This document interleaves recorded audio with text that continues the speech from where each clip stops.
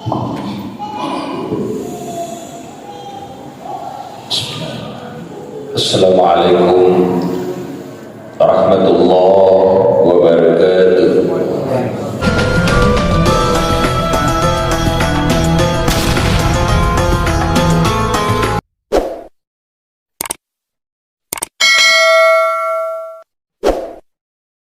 Alhamdulillah.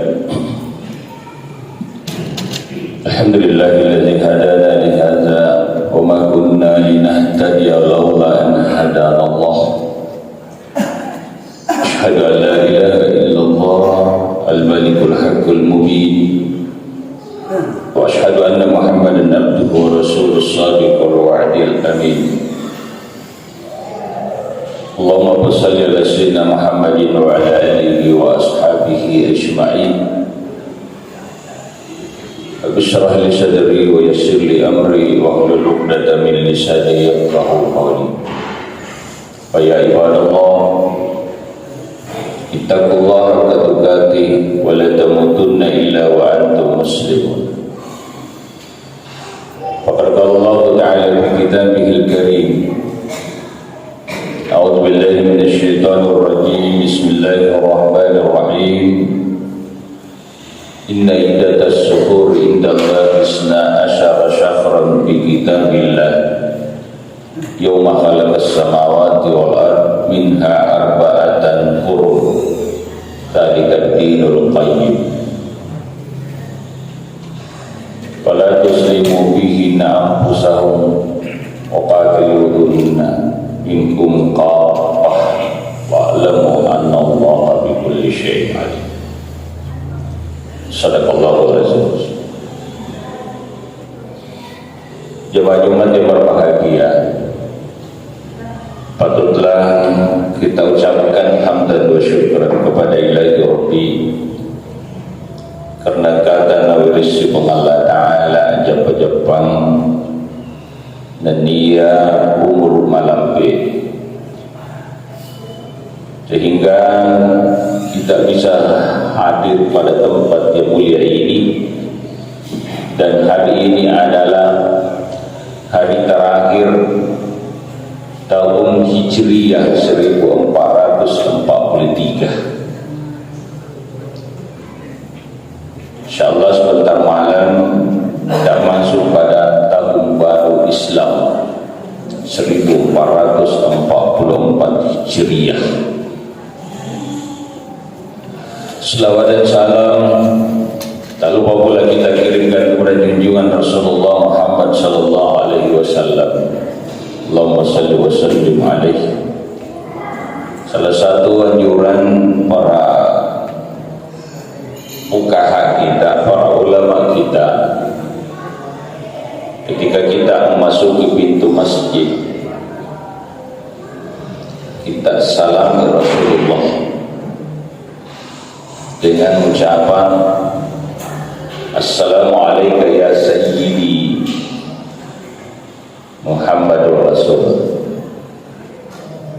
Ada yang mengatakan Assalamualaikum ya Sayyidi ya Rasulullah. Yang dimaksud Sayyidi di sini adalah pengulukan Nabi Muhammad sallallahu alaihi wasallam.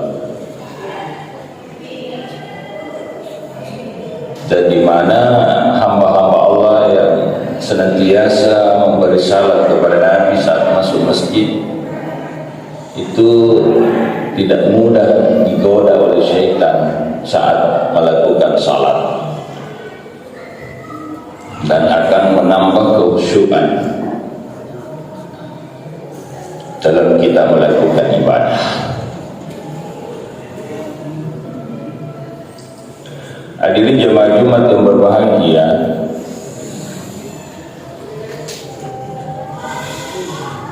kembali kepada tahun baru Hijriyah itu dihubungkan dengan peristiwa hijrahnya Nabi dari Mekah ke Madinah. Kenapa? Setelah umat Islam dan para sahabat Nabi musyawarah, Abu Bakar, Umar, Utsman, Ali akan menetapkan kalender Islam sebagai tahun baru, maka ada beberapa usulan. Ada yang mengusulkan tahun baru Islam itu jatuh pada 17 Ramadan. Ada juga yang mengatakan turunnya Al-Quranul Karim. Tapi pendapat yang paling disetujui dan yang paling disepakati adalah hijrahnya Nabi dari Mekah ke Madinah. Itulah yang menjadi tahun baru Islam.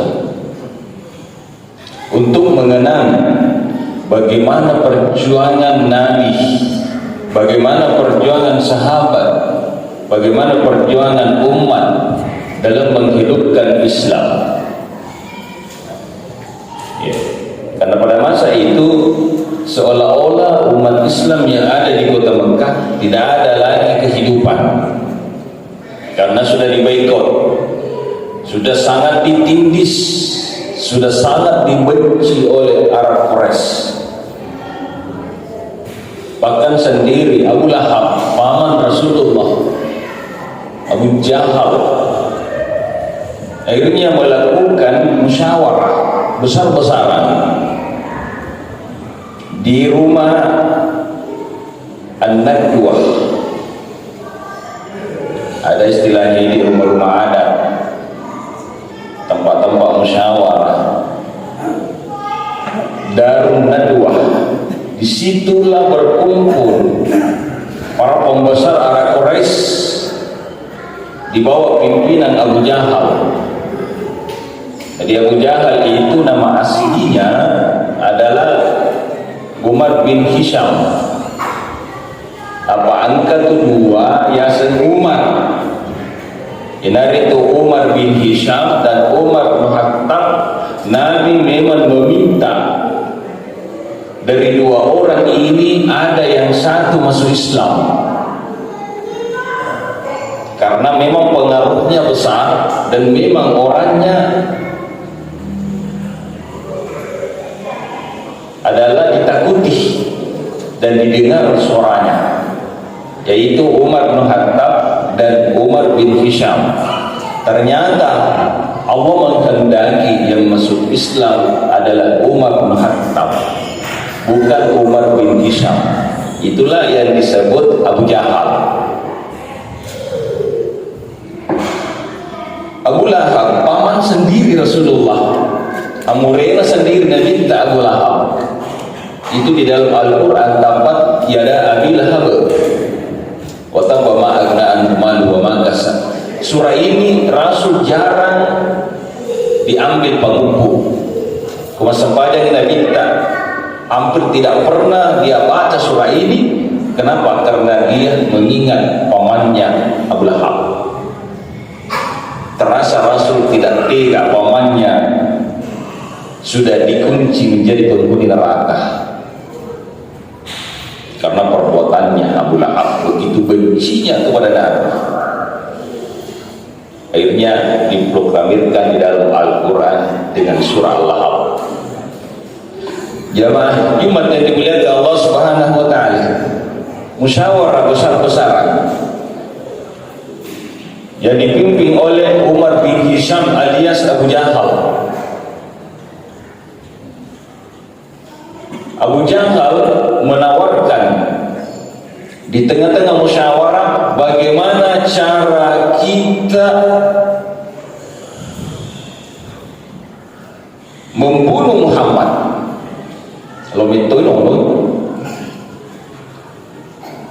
Bagaimana strategi kita untuk menghancurkan Muhammad bersama umatnya.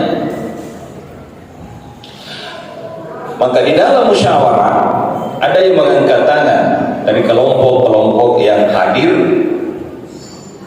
Saya usulkan kalau Muhammad itu ditangkap lalu kita buang di tempat yang jauh supaya tidak berpengaruh lagi di kota Mekah ini. Maka Abu Jahal mengatakan barangkali tidak tepat Karena Muhammad itu orangnya pintar, orangnya bisa menggalang orang-orang yang menjumpainya. Bukan si runtuh wadina magalai. Maka kalau kita buang jauh-jauh di satu tempat, dia bisa berpengaruh di sana, akan menyusun kekuatan, kemudian menyerang kita. Akhirnya usulan pertama ditolak. Abu Jahal kembali mengusulkan, ada lagi usulan yang kedua. Maka berdirilah satu orang mengatakan Muhammad itu ditangkap, lalu diikat di sekitar Baitullah, dibuatkan peti, tidak dikasih makan, tidak dikasih minum, akhirnya mati. Nah, maka ada lagi pendapat mengatakan kalau begitu bisa-bisa terjadi gejolak di antara kita karena Muhammad sudah ada juga pengikutnya.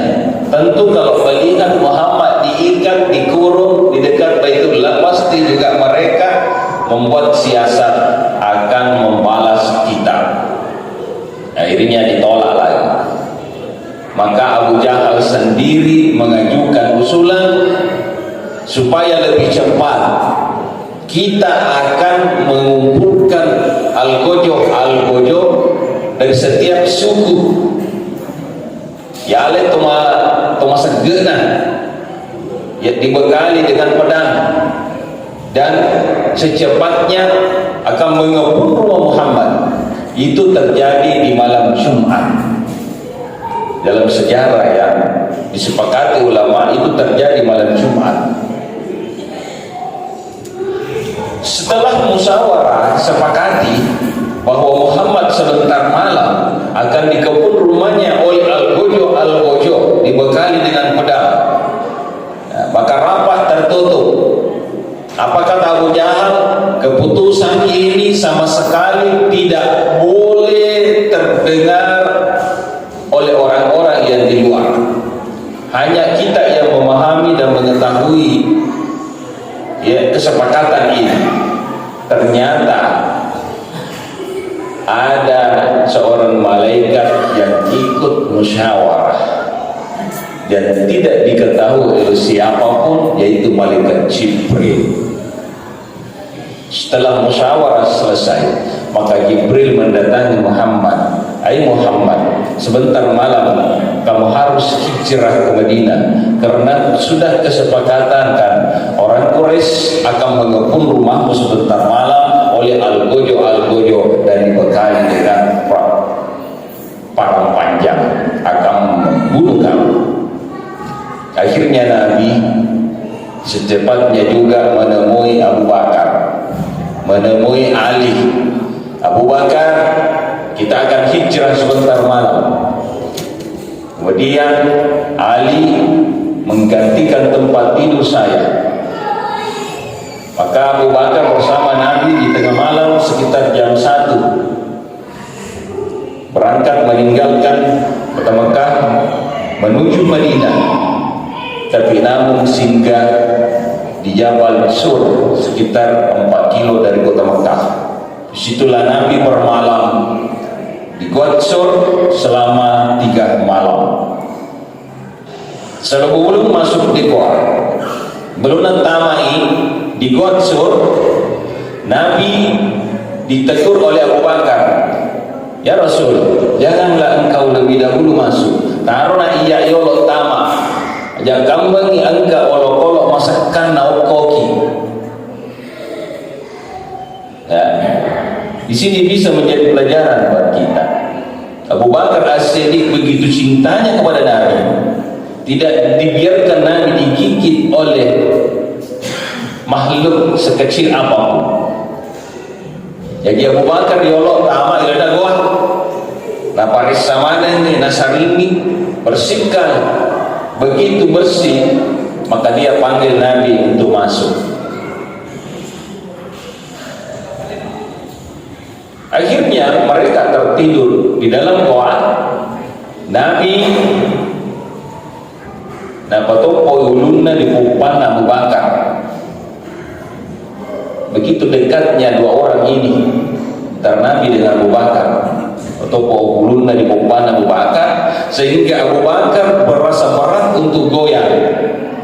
Jadi nak kira-kira dari Abu Bakar, nasabah mengkalulungi Nabi tak popana, tiba-tiba ada yang menggigit kakinya, namanya kalajengking. Dan begitu sakitnya dirasa oleh Abu Bakar, tapi lebih berat rasanya membangunkan Rasul.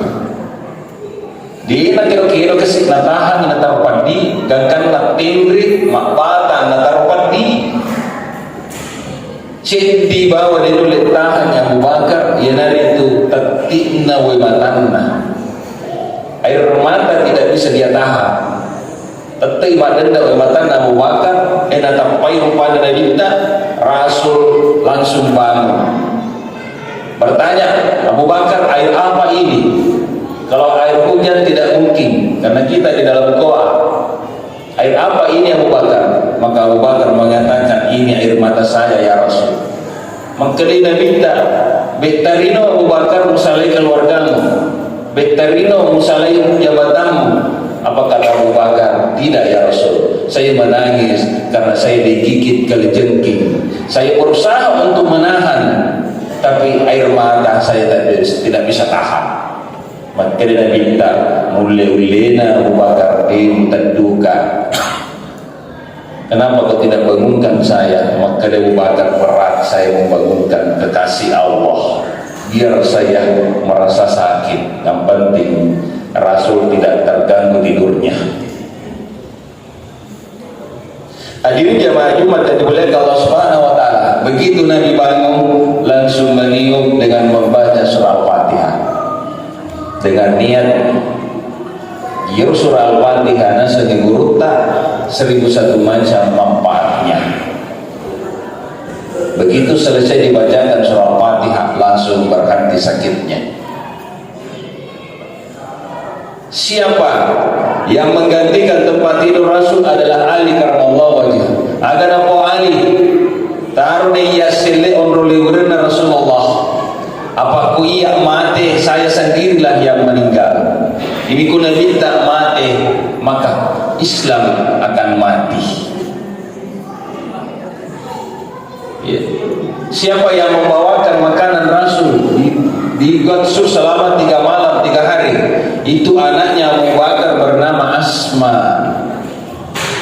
Perempuan memberanikan diri untuk mengantarkan makanan Rasulullah bersama ayahnya di dalam goa. Mereka berkorban, memberanikan diri seorang perempuan. Siapa yang menjadi wartawan, membawa berita dari Mekah ke Madinah, dari Gatsur ke Mekah adalah Abdullah bin Abu Bakar. Dia menjadi sebagai wartawan. Kemudian ada juga yang berpura-pura mengembala kambing. Dia mengetahui kalau ada orang Quraisy akan mencari Rasul. Ini adalah begitu perhatiannya umat kepada Nabi atas keselamatannya Nabi, sehingga malam Senin akan meninggalkan Gatsur menuju Mekah, menuju Madinah.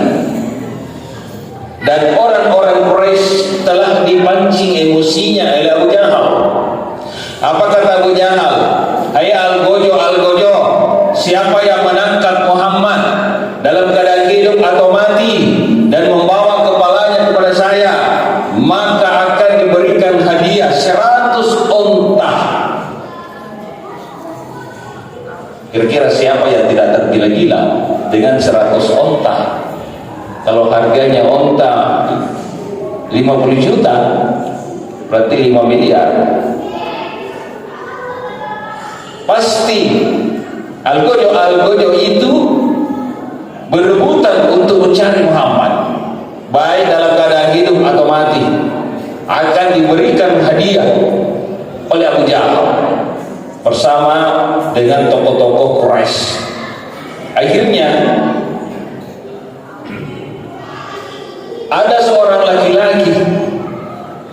yang memburu Nabi dari belakang. Ya. Laki-laki ini memburu terus Nabi. Begitu dekat dengan Nabi, maka dia hunus padanya. Tiba-tiba kaki depan kudanya terperosok, talombai, akhirnya berguling-guling di depan Rasulullah. Maka Nabi minta, kalau naik kuda pelan-pelan. Ini matendek bandul nombok. Padahal Nabi tahu itu diinformasikan oleh Jibril. Jibril, angkeroi kalau lalu boleh munri di pandang. Karena dia dijanjikan 100 onta. Akhirnya Nabi lanjutkan perjalanan. Ini Nabi tangkas malalu. Begitu dekat dengan Nabi, nala si perdana ingin menghabiskan Rasul. Talam masih aji yolo dan udara terguling-guling lagi di depan Rasulullah. Aga nak pun minta embo umendre nyarak ko hati-hatilah. Aga nak pun makada Muhammad, saya selama ini saya juaranya bersama kuda. Saya tidak pernah jatuh menaiki kuda. Kok selama barusan saat ini saya bisa jatuh di depan? Saya tahu kalau engkau Muhammad bukan manusia biasa. Maka wahai Muhammad, ajarilah saya bagaimana caranya masuk Islam. Tamai sallallahu. Tadinya dia memburu 100 unta, tapi ternyata dia bawa pulang al-iman. Ini bisa kita jadikan pelajaran di tengah-tengah kehidupan kita. Mungkin kita meninggalkan rumah dalam keadaan beriman, tapi sampai di lokasi, ternyata kita dipengaruhi oleh nafsu, kita dipengaruhi oleh syaitan la'natullah. Akhirnya kita pula membawa dosa. Tapi laki-laki ini keluar dari rumah ingin mengambil kepalanya Nabi, tapi ternyata apa yang dia bawa pulang yaitu iman, bukan kepala Nabi. Akhirnya Rasulullah selamatlah sampai kepada Madinah, langsung mendirikan masjid disebut Masjid Al-Jum'ah. Karena itulah Nabi juga membangun masjid. Masjid Kubah dia juga bangun ketika ia istirahat di daerah Kubah. Hadirin jamaah Jumat yang berbahagia, apa yang kita bisa ambil dalam kisah yang singkat ini, bahwa sahabat-sahabat Nabi begitu cintanya kepada Nabi, segalanya dia korbankan. Abu Bakar sebagai donatur besar saat hijrah Nabi dari Mekah ke Madinah, dia ambil semua emasnya dan hampir ratusan kilo emas dia bawa hijrah ke Madinah. Begitu sampai di Madinah dan ikut beberapa sahabat ke Madinah, maka Abu Bakar membagi-bagikan, menjual emasnya itu, lalu dia bagi-bagikan kepada sahabat-sahabat yang hijrah ke Madinah. Seorang laki-laki, seorang anak yang bernama Abu Hurairah, saat hijrah ke Madinah sempat dibagikan oleh Nabi 2 kurma, tapi dia tidak makan 2 kurma itu, dia simpankan 1. Orang yang disintainya adalah ibunya. Padahal ketika Roma ya 2 bagi 2, dia tidak habiskan kurma itu, dia bagi 2, simpankan kepada ibunya untuk dimakan saat hijrah ke Madinah, karena banyak yang tidak makan saat hijrah ke Madinah karena kehabisan bahan. Tapi seorang anak bernama Abu Hurairah begitu cintanya juga kepada orang tuanya, dia dimana kasih eroga rumah antara orang tua Indona. Setelah itu minum air, maka dia merasakan kenyang karena berkah doa Rasulullah SAW. Jemaah Jumat yang berbahagia, kita ini kembali akan meninggalkan tahun baru Hijriah 1443, akan akan memasuki sebentar malam 1444 Hijriah. Angka sunnah natar minta adalah puasa awal tahun. Sebenarnya ada juga puasa akhir tahun. Mungkin ada yang puasa hari ini adalah akhir tahun, disunahkan puasa capak Nasrul Haji bulan Muharram. Apa janji Rasul? Siapa yang berpuasa 2 hari itu akhir bulan Nasrul Haji dan awal bulan Muharram, maka 50 tahun dosa diampuni oleh Allah Subhanahu wa taala. Kalau toh kelewatan hari ini kita tidak puasa, bagaimana diupayakan besok kita puasa, memasuki tahun baru dengan puasa. Artinya memasuki tahun baru dengan kebaikan. Jemaah Jumat yang berbahagia, mungkin seperti inilah yang sempat saya sampaikan. Kita dibatasi